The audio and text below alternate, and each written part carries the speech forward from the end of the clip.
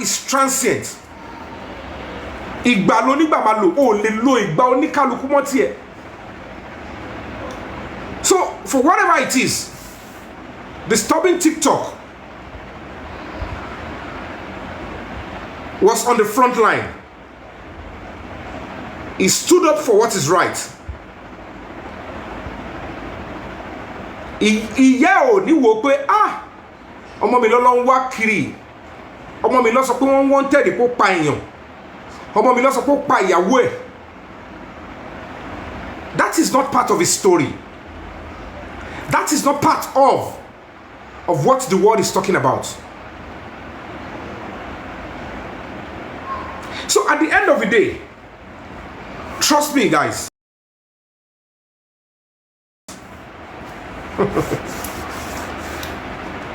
We are proud of that young man. He is a fighter. And trust me, we are just begun. There are going to be so many court cases like you. When they bring up court cases, we're going to be facing it. Èmi ò mọ̀ pé àwọn lawyer kan wọ́n tàn àti pé lómi ìgbéraga tó bá ti náwọn tó bá ṣoríire ṣí kiri báyìí a ti sọ̀rọ̀ ìdìdàkudà kò mọ̀ pé ẹlẹ́yà tó ń fẹ́ lọ ṣe ni. Before I speak or I say anything, I know what is. If I want to instigate people and say I want to deliberately commit a crime or infringe on somebody's rights, I will know I'm doing it deliberately. But most times I choose what I do. I know what is within my law. What sometimes some things somebody would do, only man like it, but to be within the right of that person, it might look like it's an offense until it is explained to you, and that is why we have a court of law. Anybody will sit down and tell you, "Oh, is this?" Get to court before you know that you have been fooled and you have been deceived. Please power tap, guys. Thank you for voting. Power tap. Let's power tap.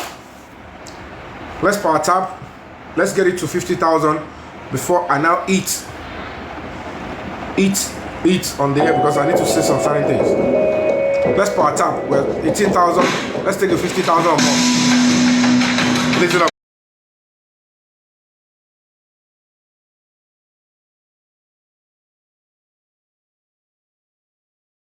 If you could you anybody, it's share one come back.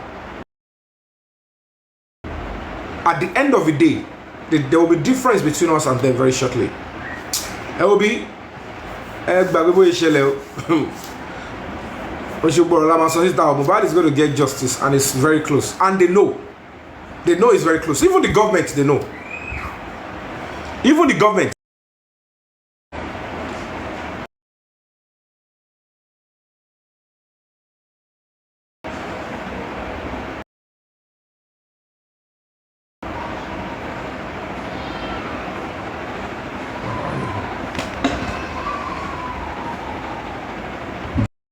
Brim.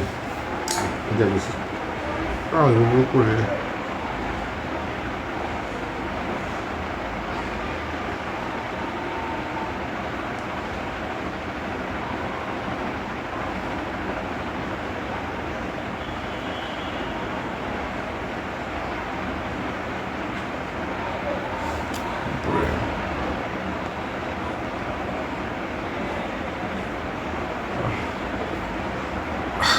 Hey, I'm very cool. Only wish of this object as a brim.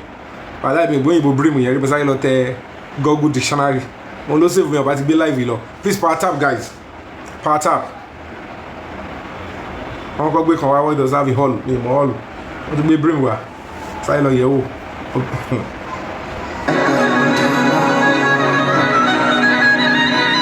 Mommy, me ask daddy me. I can't question me. Money bullet to revive you share our demon. I want to see. Like I always tell you guys, if you care to listen, this is not a small war. Àti bẹ̀rẹ̀ pẹ̀pẹ̀ torí pa àti wọlé yẹn ló ti mọ̀ pé wàhálà ti ṣẹlẹ̀. Wọ́n ti lé mi pa nígbà yẹn pé maybe that signal will make me go. Wọ́n get ara wọn láti gbà yẹn pé so boy tún padà. So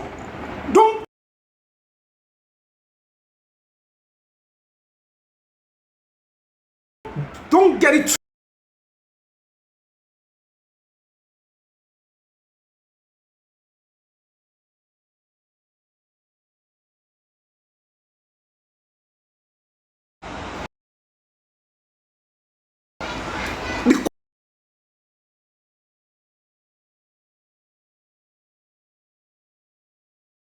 question you should ask yourself, ṣé àwọn ará àta, the outsiders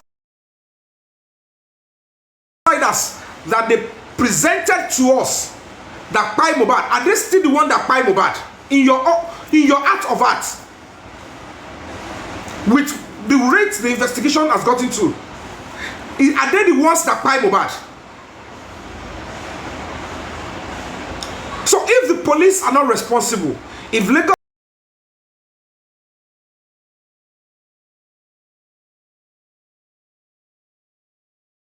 state governments are not responsible, and if you are honest and say we are not seeing the hands of any outsiders, then who gave us all the stories that make it look like it is the outsiders? Are they not the same?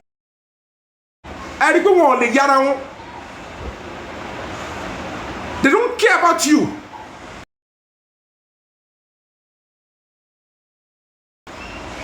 Because they know how to use the social media. They know how to play some unnecessary cards. Bó ṣe ń ṣe ni wọ́n torí public ni ẹ̀yin kàn ṣe social media lásán ni àwọn ṣe social media wọ́n fowó ṣe wọ́n ṣògùn against who? None of you. Ẹ kàn ṣe justice for Mohbad ẹ kàn fi ṣe, and the power of the public. That is why they are still enjoying. Tó ṣe ń jẹ gbogbo ẹ̀, tó ń lọ party, tó ń jẹun, tó ń fi gbogbo ẹ̀ láyé lójú, because of like pé n táwọn invest sínú justice for Mohbad yìí, kí justice for Mohbad lọ́bẹ̀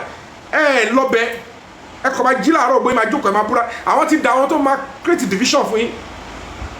And that is why when I was able to understand who I'm dealing with, I blocked majority of them off.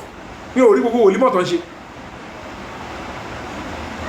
Àwọn díẹ̀ tó kù tó wà ń bí tó jẹ́ double agent fẹ́rẹ́fẹ́ báyìí láṣìírí wọ́n hàn sí mi. Because even some of those people, they will do everything. Support Yomi, because they make you want to believe that Yomi is in this for money, and you have been deceived.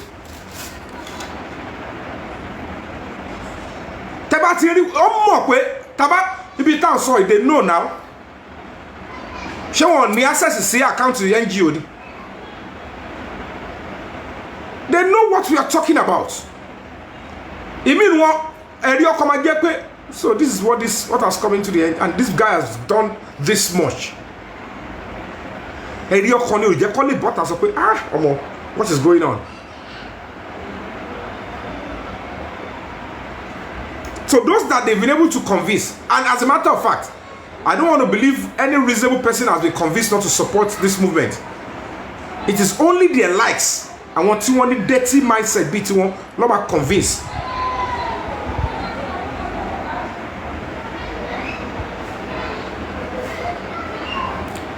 So whatever the case may be, it is when the public stand well, Boshieke dúró, ìgbà tẹ́tí kọ́kọ́ gora yín ni pé àti lọ gora wa gbogbo resources, gbogbo power struggle, ẹgbẹ́lé same family lọ́wọ́. Àwọn kan create ara wọn, wọ́n lọ support ìyàwó. Ẹni pa àwọn kan máa tún bẹ̀rẹ̀ sí wá ní àwa team Àdúrà. Àdúrà accuse Wunmi, Wunmi accuse Àdúrà. Wọ́n jọ ń sọ wèrè síra wọn.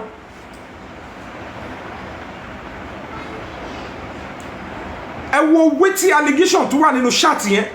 Wunmi ò lọ cause again, even on a good day. Ó mọ̀ pé tóun bá fẹ́ lọ sí court. Even with Damola saying I did it, the right person Wunmi should charge to court is Àdúrà.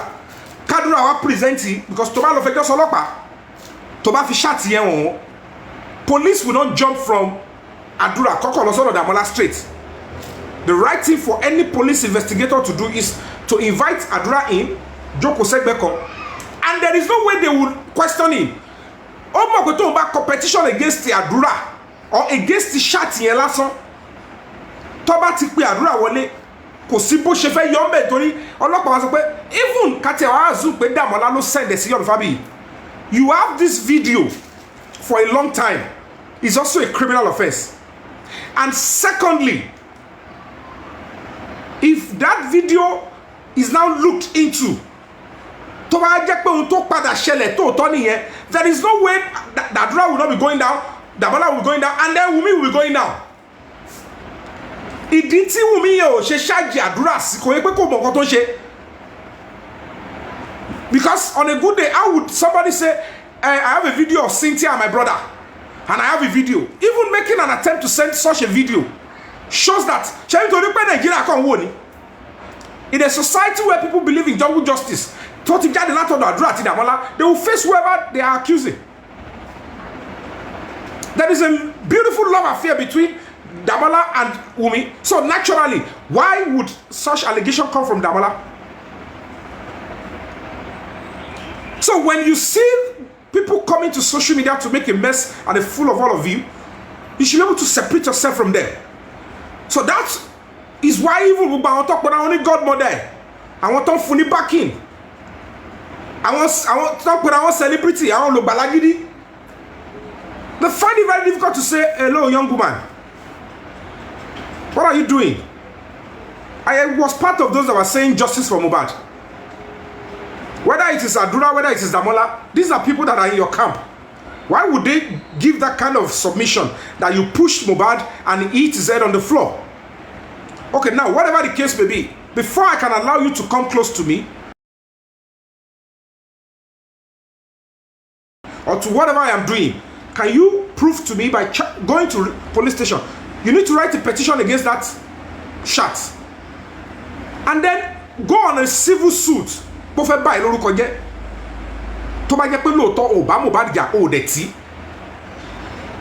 of you are seeing that. There is no way. Show this on the TV. He said, my brother, charge. To ba jẹ́ lómi ló kọrú ẹ̀ ṣé Wunmi àtàwọn lọ́yẹ̀ suit onídùn yẹn ṣé wọn ò ní ti sọ pé fẹ́ gbóní tán. Ohun tó ń pè ní defamation nìyẹn tó bá jẹ́ pé kò ṣẹlẹ̀. Cooking up what never existed to destroy somebody's reputation or put them in harm's way. That is what they call criminal defamation. Ṣùgbọ́n tó bá jẹ́ pé part of it is ṣẹlẹ̀, you cannot call it defamation. So if anybody gbogbo ẹni tó wá fẹ́ jèrè ọmọ tó bí tó ń tẹ̀lé Wunmi yẹn tẹ́ fẹ́ jèrè tó wáyé pé lóòótọ́ lọ́tọ̀ yín pẹ̀lú òótọ́ and you want this country to get better, ìwọ ya àdúrà ò ṣe sọ fún pé kí ló dé tó sùn àdúrà àti Dàmọ́lá kọ́ lè yọ ọmọ ẹ̀ kúrò, èmi kọ́ lè máa fèsì. But when the society is looking and you are allowing some people to be pushing unnecessary narratives, they are just trying to destroy the country more. But whatever they are doing,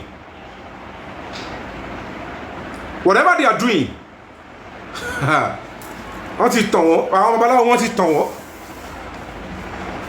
àwọn tó wà nù ọlọ́pàá wọ́n ti tàn wọ́n, wọ́n mọ̀ pé ilẹ̀ ti mọ́ bọ́ àwọn.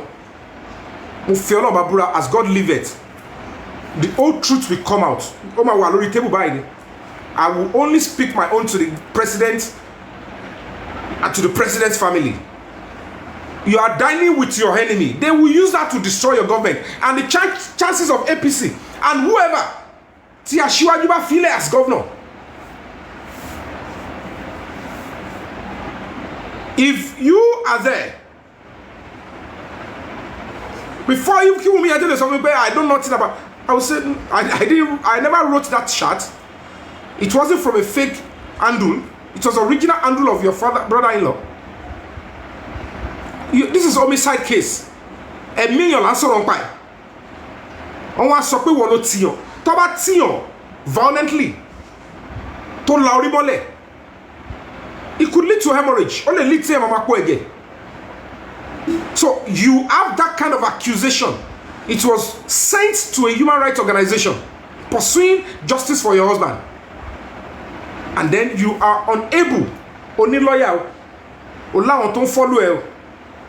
So you think that kind of a criminal defamation in a serious homicide case is not enough for you to say, I am writing a petition. If you can say, competition against me, on the Committee of Africa, mo wish mo de wan gbalado mo ni eti egbe ane mi ro pa àwọn competition lo salagbo kari mo pe lari koko yẹn ni mi tedi lo be rara ko wa gbe mi ka wa jo bere were àwọn case ko wa mi fẹ́ ṣe because ma rí pé kò ní sí mi le ren tí ma gbe rin be èmi mo like ru àwọn I don't like trouble, but I love good trouble.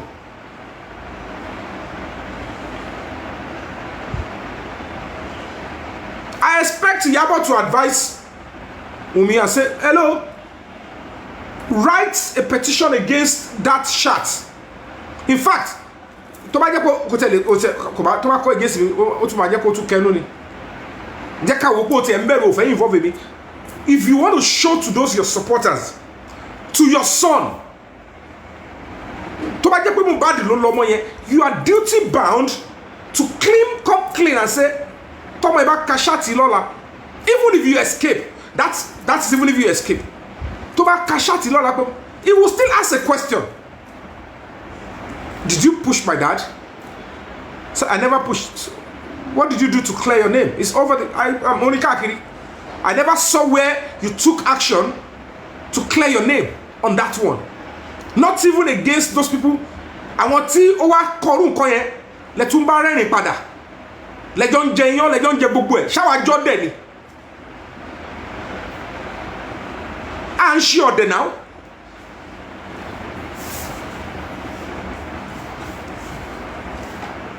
Mi mọ̀ kọ́ tó fẹ́ sí gbòòrò, mi mọ̀ kọ́ tó fẹ́ sínú atẹ́gùn fògbó yín tẹ́fí gọ́ra yín o. But I can tell you for free, gbogbo wòlímọ̀ tẹ́fẹ́ ṣe yẹn tẹ́tí lọ kó bá àwọn ìjọba àti ẹ parí gbogbo méjì ká wá bẹ̀rẹ̀ títí wa.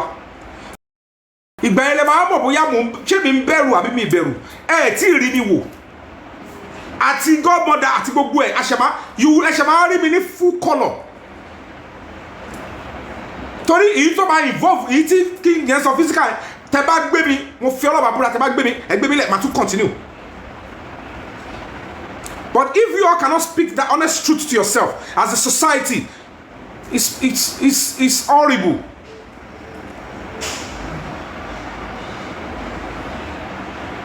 Are you saying what was written in that chat and the video is real? Because even the video itself, it's in block here.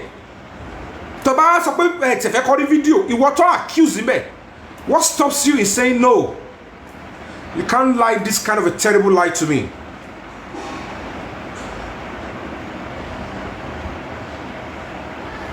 It's quite a shame. Ẹ̀rọ pé n tọ́ public pẹ̀lú gbogbo drama with it. Yomi fabiyi ni o ti gbàdúrà o Samu Jojo. The day of reckoning is coming. Yomi, ìgbà díẹ̀ ni gbogbo wòlé tẹ́ ń ṣe yẹn, ìgbà díẹ̀ ló máa fi last. It's obvious you've lost it already. It's obvious.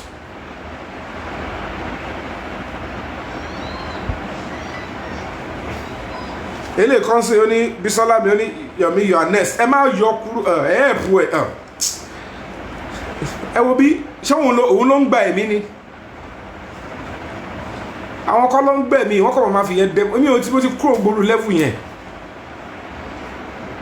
They don't understand what activism is all about. Somebody sacrificed 27 years of his life for his country. Che Mandela was South Africa mobile. But what he fought for, àtàwọn tó ṣe tánà díẹ̀ wọ́n gbádùn ẹ̀ báyìí.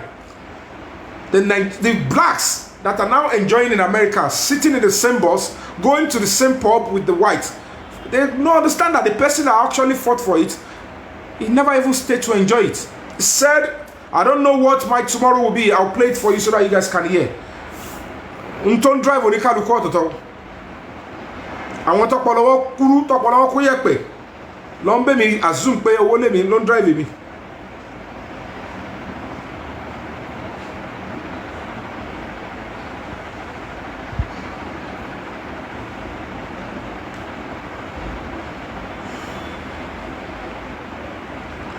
Listen up.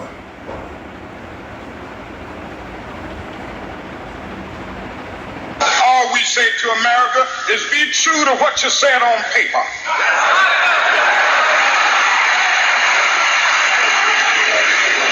If I lived in China or even Russia or any totalitarian country, maybe I could understand some of these illegal injunctions. Maybe I could understand the denial of certain basic First Amendment privileges because they haven't committed themselves to that over there. But somewhere I read of the freedom of assembly. Yes. Somewhere I read of the freedom of speech. Somewhere I read of the freedom of press. Somewhere I read that the greatness of America is the right to protest far right.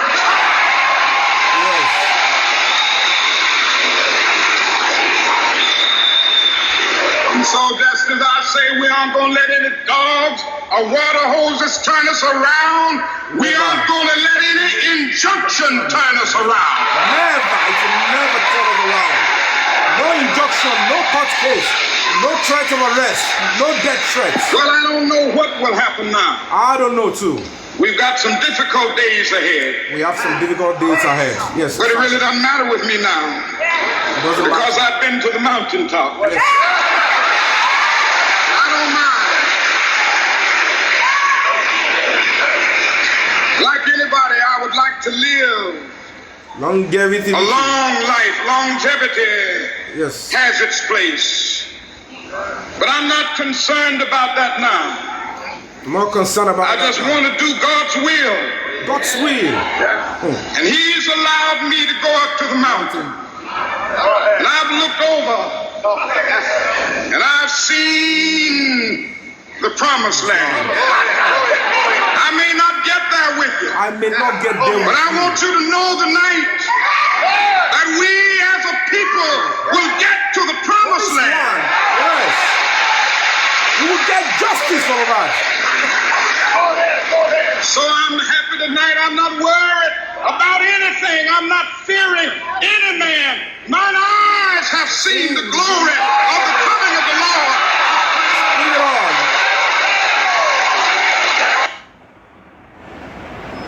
I hope you guys can listen clearly. Longevity is good. And I don't know what will happen tomorrow. Maybe it's the promised land. But I know there is a promised land. And I will get there with you. We will get to the freedom and justice from God with you. We will get it together. You'll be shocked. Because if what they planned 3 weeks ago, 2 weeks ago, this week, and week that I know Tobashi law, you guys would not, you will not be talking about disturbing. Well, they are still in shock. Why haven't we? What's happening? And I know they have about 2 other plans starting in there. At more trap dot set in there. Oh, it's really more life. They don't know they are fighting God. They really don't know. They don't know. They don't want to know. Oh, more footy. Oh, more guinea. Oh, more footy. All right, ladies and gentlemen, I'm going to be going back to,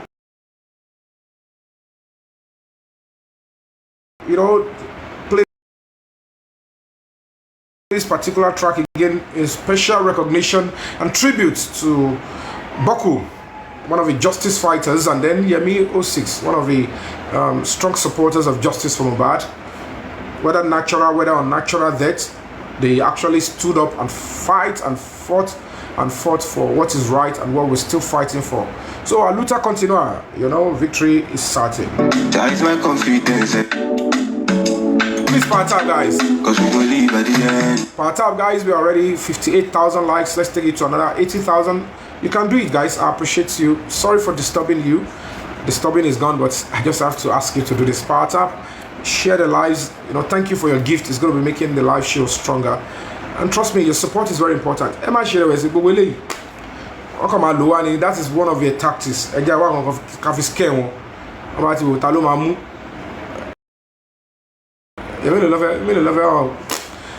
end of the day,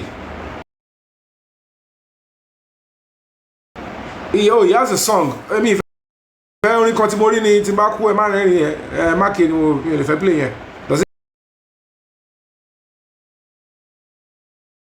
it have any other track I can play it to respect it?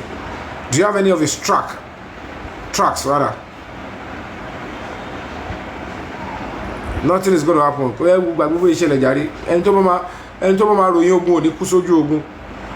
Death is inevitable for every human. Àtàwọn tó ń yọ disturbing ṣáwọn don lè guarantee pé àwọn kò ní kú ni. Tó bá bẹ̀rẹ̀ sí ṣẹlẹ̀ side ọ̀dọ̀ tí wọ́n ta ṣáwọn máa yọ wọ́n ni. We can't go low like them. So that's the difference between us and them is still the difference. Nǹkan dẹ̀ tí màmá ṣe ọ̀pọ̀lọpọ̀ nu wọn is because èmi ni wọ́n máa ti kú gan tẹ́lẹ̀ tá mọ̀. But ṣe kí ni my identity majority one they are enjoying the anonymity of social media.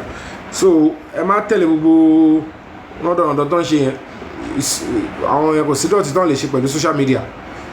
That might not be who they are, but unfortunately they use social media to display who they are, so they should go with it. Can it disturb me knowing it before I play? Let's go with this one. Send me if he has a track and I'll look for it.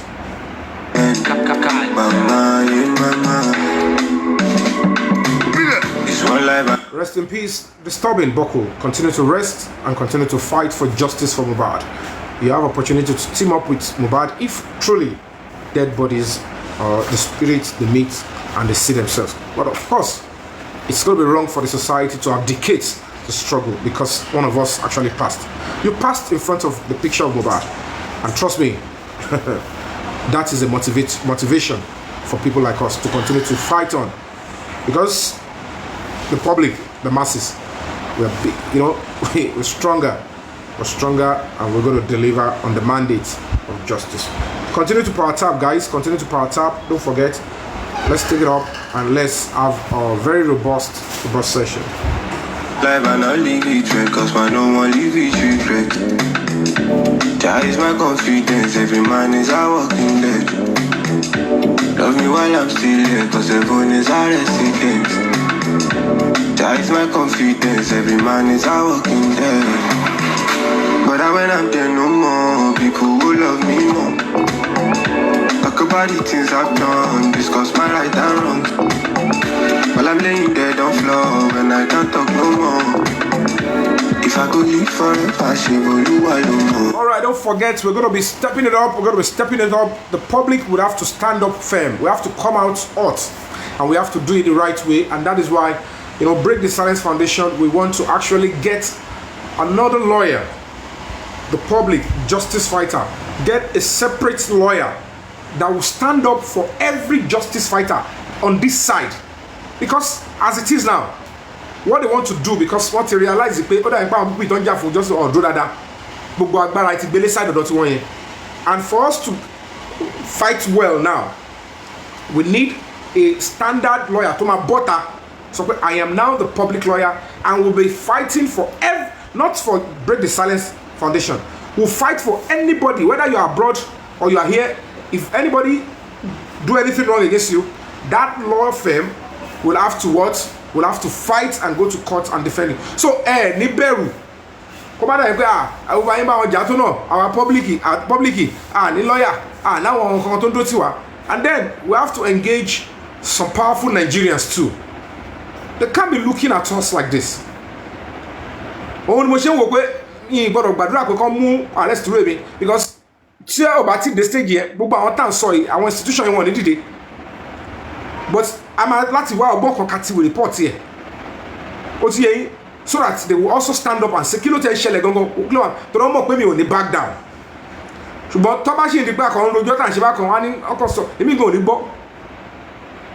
So, lábẹ́ bó tilẹ̀ òǹkó rí, let us come together, let us find a standard lawyer, let's engage the service of a lawyer tó máa draw fún public. So, and I'm on our platforms that have color so that see anybody from those that are on this side of justice for Mohbad, tell anybody about something okay, hello competition, just ensure that you guide your words. Remedy. You understand? But it is important that if the public is truly fighting for justice, it's the public now. There must be a separate lawyer. To jẹ́ anybody on bajani o gbọ́dọ̀ jẹ́ nǹkan tó ní ṣe pẹ̀lú justice for Mohbad. That is where you will be strong. So that is what I am saying on that one. So maybe by tomorrow or next we'll still talk about it, and then we all going to be asking for your support in that regard. If you are on justice for Mohbad, imta láti kọ́kọ́ ṣe nìyẹn because now we know who the real perpetrators ta fẹ́ face. Lagos State government is not responsible for what took Mohbad's life. Nigerian police are not responsible. Anybody might have been working with them to do whatever they are doing. Time taba draw that dancing. If you court, be a court. We will go to court against the police. Where we should go to court against the Lagos State government, we will go to court. In this justice for Mohbad, where we need to go to court against any member of the family, we will go to court. It is the public. And everything that we need to do to sensitize the rest of the public, we will do that. 2 days ago, we published our letter to the president on Vanguard. If you go and get 25th of April publication of Vanguard, you will see our letter on page 14 of Vanguard newspaper. And it's been moving. More will go in the coming weeks. And then billboards. We have to consider doing that too. Sensitize the public and say, this is now the new evidence the public has. Because initially, the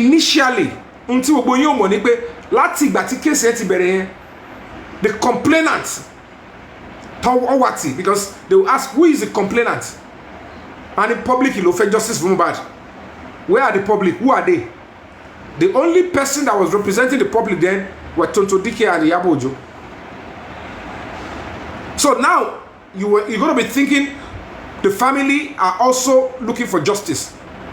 You will expect that, okay, the Wunmi is asking for justice, Adura is asking for justice, Iya Adura is asking for justice. You will be thinking the Damola is asking for justice. And they think so gbogbo àwọn ọ̀rẹ́ Mohbad kò sí tó nẹ́rìí ọkàn àwọn náà ń bẹ̀rù ohun tó máa jẹ́ lómi ṣì ń jẹ nǹkan lọ́wọ́. When it is obvious that the entire nation, home and abroad, àwọn abiyamọ dìde and they are demanding, and you think that will go like that, fura ni lójúnú èèyàn mélòó lẹ fẹ́ pa ṣẹ́yìn gangan ní control lórí life ara yín ni. Ìwọ tó fẹ́ yọ disturbing, tell me, post it. Tell me about me, post it on your page that I cannot die. I have control over my own life. Kò wá obi kú ṣe máa ṣe yánkanyànkan. Ó easy láti fi kú yọ anybody. Ìwọ tó ń fi kú yọ ọ̀yọ̀ tó kú ọgọ́ máa padà kú. So kí wá ní là yọ ẹ́? Tó ń fi kú yọ̀yàn. But ó dùn kẹ́ máa wò pé àti gẹ lọ àti scare wọn àwọn tẹ́ máa scare lẹ scare o mi ò sí lára àwọn tẹ́ lè scare o mo fọlọ́ bàbúrà mi ò sí lára wọn. If you see me tí n bá ṣe mistake bẹ́ẹ̀ mo kàn fún yín ní chance pé ẹ lò wá mo wá yẹra fún yín because me tí n bá ń ja ìjà yẹn lọ àbí tí mo make sense lọ tí ò bá ti dojú àpẹẹrẹ èmi ò ní sá fún yín mọ̀ pé mi ò sá láti December 3rd mi ò sá mo ti ṣe nǹkan tó lápẹẹrẹ mo dẹ̀ ti ká bí tí mo ti gbá kéèsì ẹ̀ débi tí mo lè bá dé stage ele wọn pé èmi kọ́ I will never be bought and èmi ò ní yẹ kí nǹkan ṣọwọ́ lára mi unnecessarily tàbá tún máa jáde ẹ̀tún rí fíìmù bọ̀ èyí tó ń bọ̀ nẹ́ẹ̀sì nsìn ẹgbẹ́ gbogbo ìṣẹ̀lẹ̀ ṣé ẹrù páwọn èèyàn mọ bó ṣe ń lọ ni gbogbo media house lẹ́tí lọ ẹ ti sọ gbogbo story yìí wọ́n ti rí pé kí lélẹ̀ sọ wọ́n rí gbogbo ẹ and they are only saying if the public want to fight for it they should fight it for it the right way. And we will fight for it the right way. Torí family can determine the constitution machine. A family cannot determine what the Nigerian police will do. A family cannot determine what the governor of Lagos State will use that position to do. We will fight to the end and ensure that justice is served.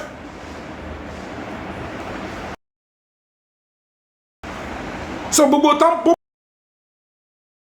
àwọn kìnnì kan ló wà bẹ́ẹ̀ èmi mọ̀ I know what they can say àwọn kìnnì kan ló wà bẹ́ẹ̀ kìnnì kan ló wà bẹ́ẹ̀ gbogbo àwọn tó wà bẹ́ẹ̀ àti mọ̀ wọ́n àti gbogbo ẹ máa wo fíìmù bọ̀ but we allow the coroner inquest and the court police effort tó ti kọ́kọ́ ṣe lọ́la ọkọ yẹn because there is no way kí yẹn kọ́kọ́ play out they will now listen to our own tó wá natural ẹ rò pé Mohbad gọ̀ ni ó mọ̀ pé ibi tí méjì máa forí sí nìyẹn òun ló ẹ tún wá try ẹ block gbogbo CCTV wíwá ẹ block CCTV kọ́kọ́ time to fáwọn méjì yẹn those true materials to come out ni at the end of the day ó pé ṣẹṣẹ gbogbo wòlímọ̀ yín tọ́lọ́rọ̀ àwọn CCTV àti gbogbo ẹ̀ ó yá kí kẹ́lẹ́ mọ̀ pé ọlọ́run wà ní díẹ̀ my spirit is not sleeping ó yá dìde lọ́gbọ̀ ó ti lọ́gbọ̀gbọ̀n ni go and send that video to that person but nítorí pé mi náà lọ́jọ́ kó kíní kan ní kẹ́ bá ṣiṣẹ́ ń bá lọ rọ́ọ̀lù wèrè mọ̀ pé ìwé kọ́tọ́pọ̀lẹ̀ tí kò yẹ pẹ̀lú mọ̀ rọ́ọ̀lù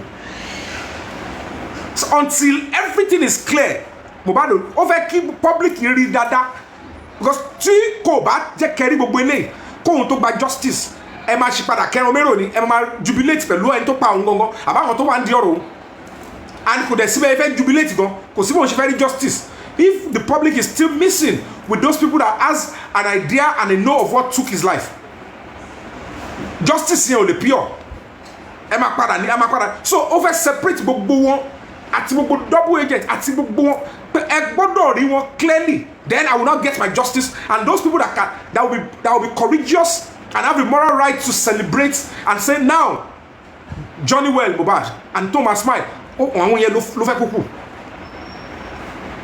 ṣé wọn ní fẹ́ lọ sí Mohbad ní sin àwọn olófẹ́ lọ sí ẹ kọ picture àwọn tó fẹ́ lọ sí àgbo lọ́fẹ́ sí ẹ kọ picture àgbo lọ́fẹ́ sí àbàtàwọn olófẹ́ lọ sí because that is the honest truth ẹ wo gbogbo tá à ń gbọ́ ṣé Wunmi yẹn fẹ́ the driver said they rushed out 3 a.m.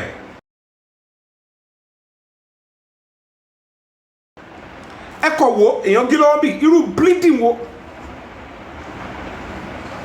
ihun tó bá ti lè mú ọkọ gbé mọ́tò jáde kí ló yẹ kàn fi Mohbad sínú mọ́tò yẹn lọ ẹ̀jẹ̀ ló ń dà náà kò ṣe pé ń bóyin náà ṣé Mohbad rẹ́rìn ni ọ̀nà ẹ̀jẹ̀ ń dà lọ́wọ́ ẹ̀ so ẹ̀jẹ̀ yẹn ti ń dà láti Ìkòròdú ó ń bleed profit ó títí dé nulẹ̀ ó tún di 3 lóru ó tún bleed ẹ̀ tún gbé sí mọ́tò lọ sí chemist 10 lọ fẹ́ lọ rọ àkọ́ ọkẹ́ gbé lọ sọ́sọ́ ẹ̀ tún filẹ̀ nulẹ̀ yẹn ẹ̀ talẹ̀ ń tàn ṣáàbì ẹ̀ pè wá ni àwa la ní gọ́vnọ̀ ń gbọ́ ọgbọ eléyìí ẹ̀ dẹ̀ fẹ́ kí lè Èkó yẹ kó wà peaceful ẹ̀ fẹ́ kí ìlú yẹn wà òkè kébì bímọ sínú ẹ̀ ká bá wò ẹ̀ fẹ́ máa fún àwọn criminal yẹn fẹ́ fún wọn chance ẹ̀ dẹ̀ máa wò bọ̀ nítorí gbogbo lámbà wèrè tó múlẹ̀ yẹn káwá kọ́ máa wò kí ìlú yìí kọ́ máa bàjẹ́ kí Nàìjíríà máa bàjẹ́ ká bá rí ìlú ká máa ṣerú kiri gbogbo àgbáyé torí àwọn kan ti náṣẹ́ sí owó àwọn kan ò ní òun bíléèdì lágbo mẹ́ta lẹ́yìn tó ti kúrò Ìkòròdú ó wá bíléèdì ẹ̀fẹ́ ni tó bíléèdì lẹ́sùn lé ẹ̀ wá ń sáré wèrè kiri ṣẹlẹ̀ máa gbẹ́ni tó tẹ́ni mọ́tò gbẹ́ni gbé kọ́kọ́ lọ́rùn ṣẹ́sẹ̀ ẹ̀kọ́ ni Àbújá lẹ ti fẹ́ lọ ra gbogbo vitamin C àbí kí lẹ fẹ́ lọ rà àti plaster Àbújá lẹ ti fẹ́ lọ rà ni tẹ́ni tó bíléèdì náà lè tẹ̀lé yín tó bá ti dákọ̀ ẹ̀dẹ̀ pọ̀ sẹ́yìn so you don't ní value for human life ẹ wá fẹ́ bò yẹn mọ́nu yẹ̀pẹ́ nu Lagos State káwọn àjọ wa máa rán wèrè pọ̀ nígbà pé gbogbo àwọn wèrè tó ń tẹ̀lé wọn tó ń bá wọn kọ́ báyìí àwọn ní ṣọ̀pọ̀nà yẹn máa kọ́ bá. If these anomalies are not in the society, this is how you have to speak up and say let it go. To some people wọ́n believe pé tóyìn bàbá jókòó síwájú èèyàn dúdú ò gbọdọ̀ jókòó síwájú káwọn jókòó sẹ́yìn. To some blacks then when Martin Luther King was talking àwọn black kan wọ́n báyìí pé kí ló ń ṣe Martin Luther King yìí kí ni tiẹ̀ black woman ló kọ́kọ́ stab Martin Luther King pé kí ni wàhálà ẹ̀ àwọn òyìnbó làwọn ní ìlú àwọn máa jókòó wájú káwa dúdú lọ máa jókòó sẹ́yìn kọ́ bàbá ìtàbá ó ní kò bójú mu we are human beings àwọn èèyàn burúkú yìí náà tẹ̀ ń wò sí tó ń tẹ̀lé àwọn ilé náà sọ pé ohun tí Martin Luther King yẹn béèrè fún ọ̀dà ẹ wá rí pé ìrandíran wọn tó bá débẹ̀ gan ìyà ló ń jẹ ẹ lọ àwọn ìrandíran àwọn yẹn inú slum tó tútù bá mú lamẹ́ríkà báyà bẹ́ẹ̀ bíríkì lẹ́ẹ̀ bá ti rí wọn àwọn ọmọ wọn. So when you are saying it kò ní make sense they will pick up all terrible lies blackmail ẹgbẹ́ àbá ẹ lè má ní káwọn tún máa bẹ̀rẹ̀ sí cook up ẹgbẹ́ àbá Yomi yẹn lórúkọ jẹ́ ṣẹ́móye nǹkan tí a ti ṣe tí a bọ́ta bèrè owó ẹ̀ tẹ́lẹ̀ ọ̀kan ò dẹ̀ sọ fún yín pé what else do you want from this guy? He never came out to tell us that he was even going to arrest Damola, arrest Adura, arrest Kiniko. Look at the money involved.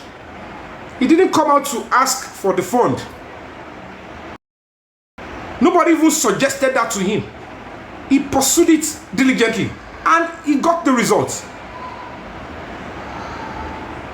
She bought a 3 seconds video, none of Fati, no fi bomb so me to King White. Only 3 seconds video, no fi threatening, my life will be taken. I almost saw the physical.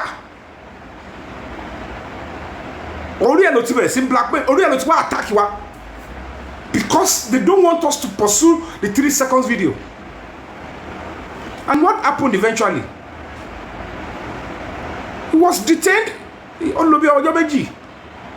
White the brown, brown, but white to wagon. White to dotini, nígbà tó dé court. To fi package are in case of a video mo ta lo ra ṣé wo je yan celebrity no abita ni. An ṣe video and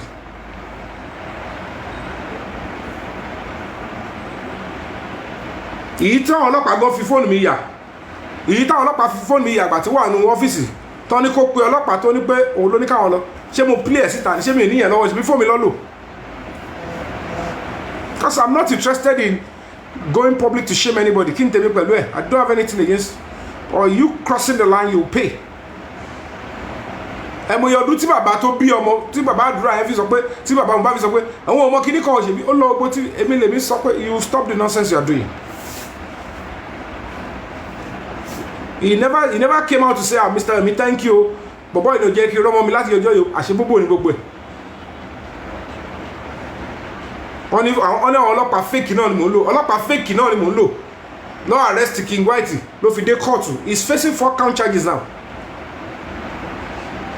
Ọlọ́pàá fake wọ́n ti àdúrà mọ́lé 2 days lọ́ fi sunu sẹ́lẹ̀ mbẹ́. Being processed. Bàbá ẹ̀ bọ́ta wọn ní ilé ló ń gbà wá o. Ṣebí day 1 lẹ́ti gbọ́ pé wọ́n ti má dúrà síbẹ̀. Ẹ̀yin tẹ́ ní wọ́n jẹ́ kára dúrà kí ló tẹ̀ wá síbẹ̀ káwá jọ pé Mr. Yomi lè tẹ̀ bẹ́ta àdúrà dà. He is bitter because why would I do that? Thinking as if I've done something wrong. Gbogbo ẹ̀ náà ni ọ̀hún ṣe dáadáa. Ẹ̀yin tẹ́ ń pariwo King White ò jẹ́ kẹrọ́ mu. Ìjọ tó ti mú wọn láti jọ Wednesday. Friday lọ́ṣẹ̀ fún wọn ní bail. Wednesday, Thursday, Friday. Ibi zone 2 lọ́sùn. Aṣọ kan tó wà lọ́rùn wọn náà lọ́wọ́ àbẹ̀. Ìjọ kátẹ̀gbà pé ìjọ Wednesday yẹn ìrọ̀lẹ́ ni which we were àti ìrọ̀lẹ́ tá ló fún wọn níbẹ̀ àárọ̀ Thursday tàbí ẹ̀kọ́ kọ́kọ́ jíde zone 2 ṣèbẹ́ni tó ń lead tẹ̀sán pé ó ń lead the justice for Mohbad ni àbí how did he want to know what kpai his son? You are asking the police when your son is there.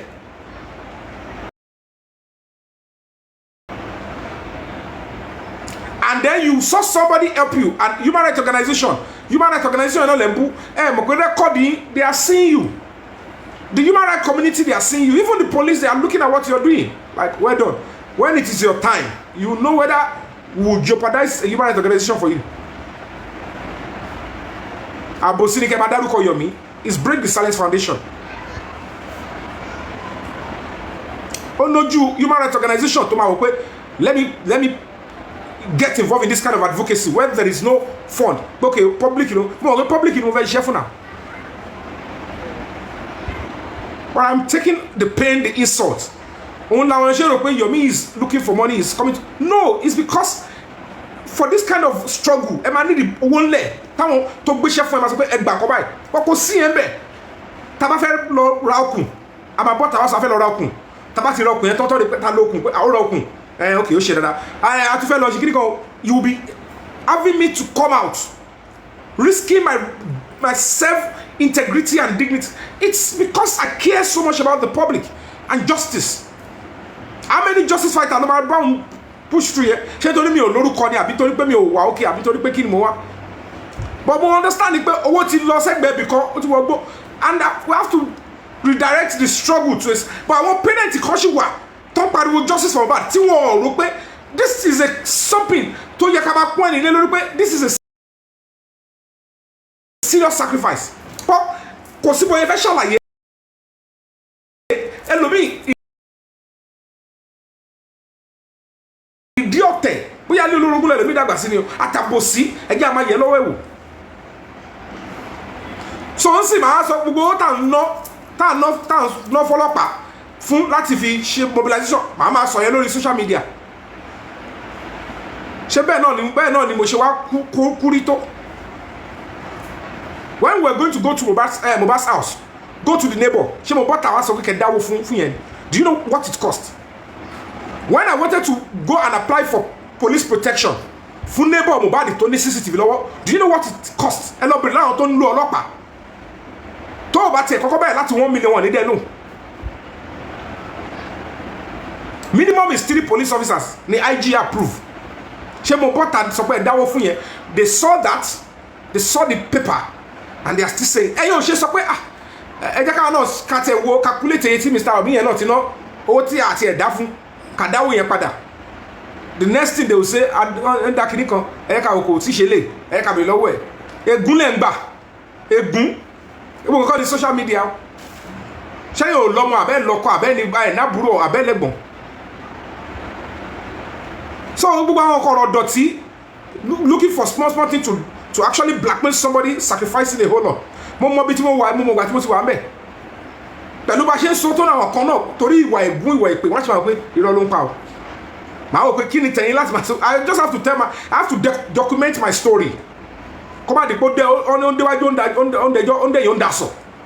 I am communicating with people that are intelligent, not people that want to look for kí la fẹ́ fi blackmail, kí la fẹ́ fi bú, kí la fẹ́ sọ pé irọ́ ló ń pa o. Mo ti ní orúkọ, mo ti wà okay, mo ti kọ́lé, mo ti lọ mọ́tò, mo ti lọ lóyìnbó, gbogbo nǹkan tí èèyàn fẹ́ ní mo ti wà okay. I just want to pay back. The man will say doing this means I am no longer popular.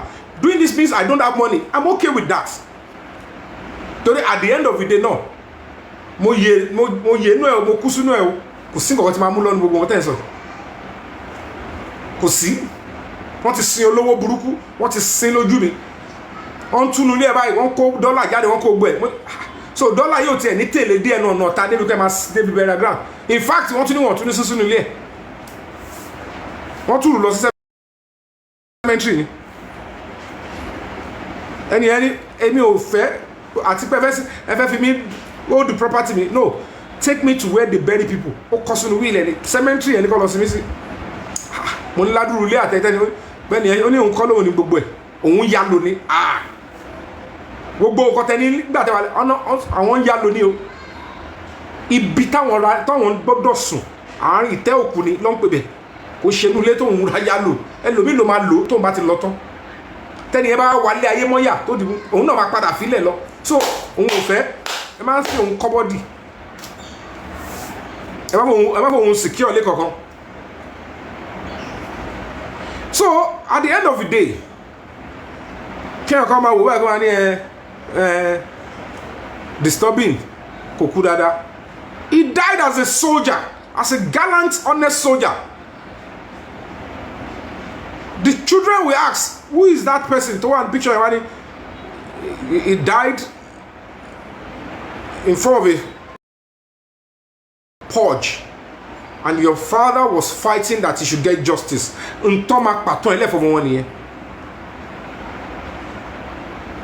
And the children will be proud of the father. Oh, so that one Jaff any Eloshe. Oh, wow. And they will be proud of the father. So he's already an able fighter. I just protested back on him. He coordinated people. He told me I'm proud to stand by you to protest alongside with you. He used his voice. And part of his last word is stop the division. Unite. Don't pass message. Unite. Àwọn tẹ́ ń rò pé àwọn tá máa padà tó jẹ́ pé eventually tó bá jẹ́ pé àwọn gan tó máa hàn pé àwọn gan ló wà ń di ọ̀rọ̀ yìí. They are already united. Even the enemies tẹ́ ń bá jà wọ́n wà united. Àwọn tẹ́ fẹ́ gba justice against wọn. They are united. Ẹ̀yin tẹ́ wọ́n lè fẹ́ gbà fún justice. Ẹ̀yin àlọ́ kọ́ máa send àwọn kọ́kọ́ máa divide yìí. Ignore any platform tó ń sọ kọ́tọ̀kọ́tọ̀. Ìyá kan bọ́ta ó ń sọ kọ́tọ̀kọ́tọ̀ ẹ wọ sígbẹ́ ẹ wọ sígbó. Èèyàn kan kórìngì sí mú ń ṣe ogbó ẹ gbà wọ́n sígbó. Tell about it because block one so that we won't have access to them. Or that won't make any sense because when we start fully now, they are so irrelevant. The only job they want to come and do is to create division. Ignore them.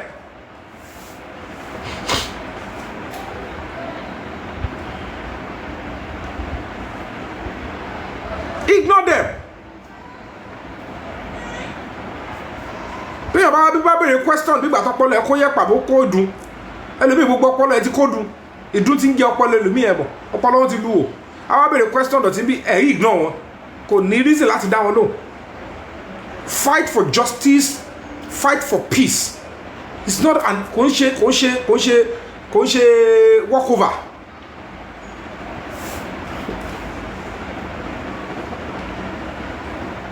But if there is anything you need to know, Mohbad has been fighting for himself.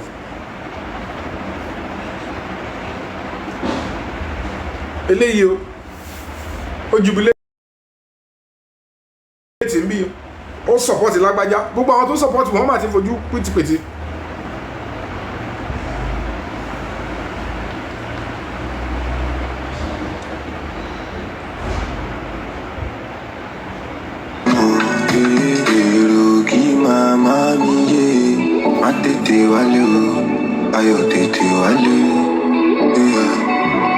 Too much wala for who get, double wala for who no get. Can see when you get money now, believe me, can take a lot to book pocket. Where I want Daleni. Are they boldly standing and saying this guy deserves justice? Are they boldly standing? Learn from Mohbad's case. Learn. Sometimes you need to be kind to strangers because many to ma shame for. Blood is not family. Take it or you leave it. Blood is not family. Mohbad will get justice, and even by the time he gets justice, they will still come. We have phase 2 like embassy. Like gbogbo case tó fẹ́ bẹ̀rẹ̀ against Damola spending àti kini kan ní family to man interest in it. You will see they will show interest. They know. It's still supposed to be justice for Mohbad.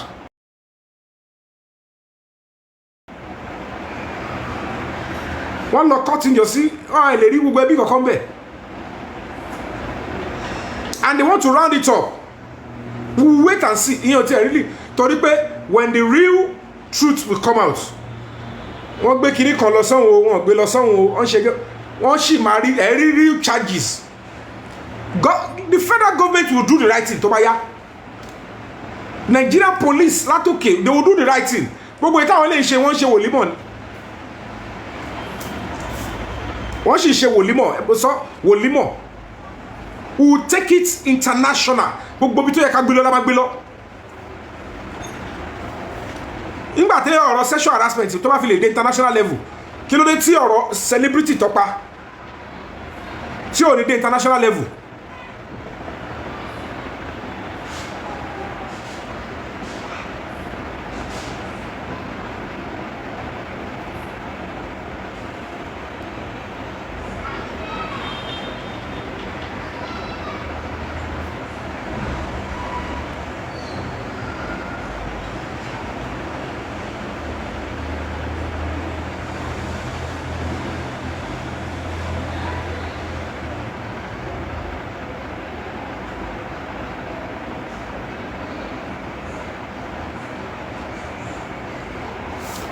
Okay, let's bring in panelists.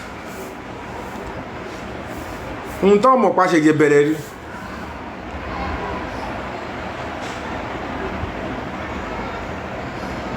Gbogbo àwọn kìnnì kan pẹ́ yẹmí mi ráwọn yẹn rí.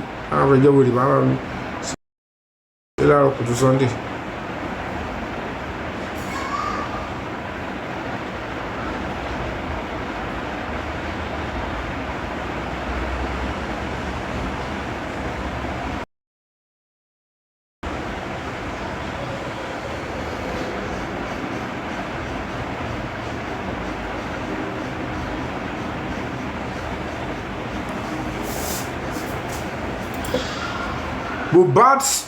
Mohbad's demise was a purge. Tó bá jẹ́ arata, if those responsible for Mohbad's demise are anybody from outside, those putting jazz into his grave will not be his family and spouse. Even at that, àwọn kan ṣì wò pé they're still going to be upturning that. I don't know now. It might not be proven in the court of law. But in the court of the African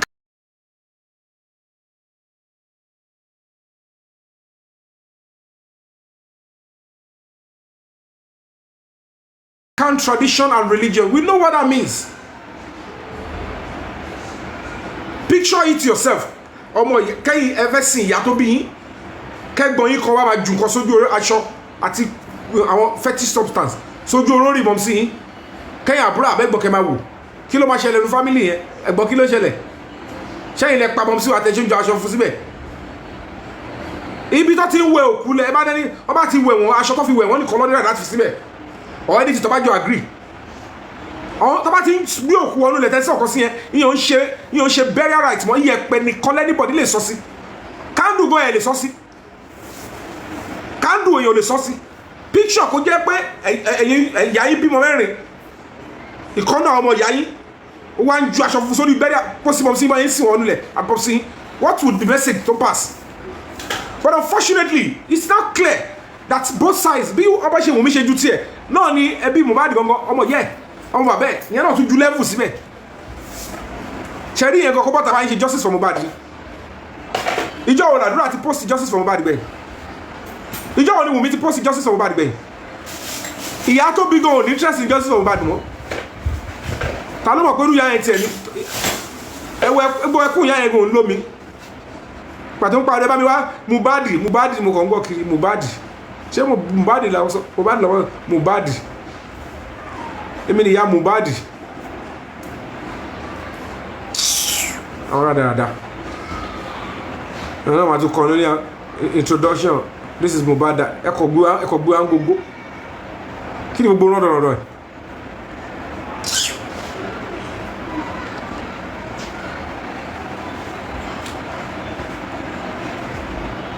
àwọn ògùn ilé ìhòòhùn ṣàfojúdi o.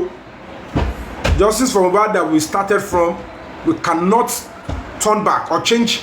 We can't change our principle, our demand for justice because our debit on yilo. I'm not selective. Maybe you'll change your Wunmi pada. Why should you'll change your Wunmi pada? Sorry, you're too late. they go die young and the body for long? All right, continue to rest in peace, dear brother, justice fighter. Buckle my shoe, buckle your shoe. Okay. I could remember when I intervened, when disturbing TikTok to shall for me, oh, Ijebu, oh, she buy phone, and I spoke to him on the live show then. Only Baba, I'm bossing in Lenu, but she saw him, I'm not going to make trouble with him again. On one point, he was disturbing TikTok, and trust me, Ọlọ́run á dúró ti àwọn ìyàwó á dúró táwọn ọmọ á dúró ti mọ̀ sí ẹ̀ Ọlọ́run ní ṣe ní àkúfà o. You are a gallant soldier. It might be difficult for people to understand what you stood for and what you actually died for, but trust me, it's better than we will remember you, we will never forget you. And Ọlọ́run I will the last moments, when you were going down, I would that the picture of Mohbad was looking at you down. I would that picture, that moment, and get Mohbad justice, so that you will be, your children will say, even if they are coming to say you died because of justice for Mohbad, your children will now say, my father never died in vain, and they will understand what it means to stand up for one another. Nigerian soldiers, they are putting their lives on the line for you and I, and they belong to somebody's family.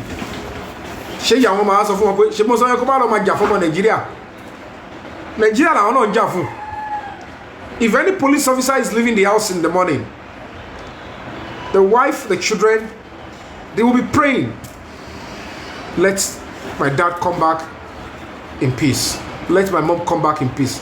Are they going there to go and protect themselves? They are leaving their children and family behind. They are there risking their lives for you and I. And their family never told them, Nigeria or what? But they keep fighting on. Those are the kind of police officers that deserve my respect and admiration. The police officers that would never collect money to cover up somebody's murder. Those are the people that would actually enjoy the fruits of their labor. Those are the ones that we can call national hero. Those are the ones I would gladly call national